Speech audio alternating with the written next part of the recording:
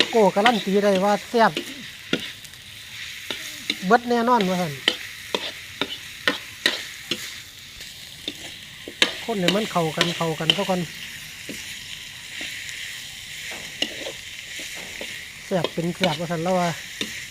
หอมขึ้นมาทันที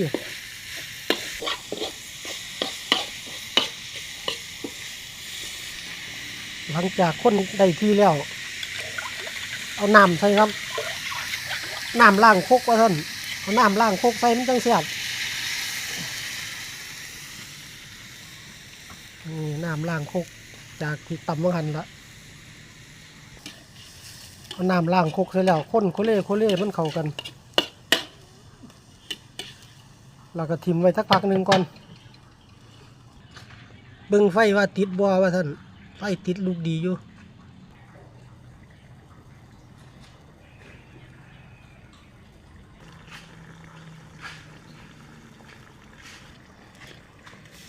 น้ำรสดี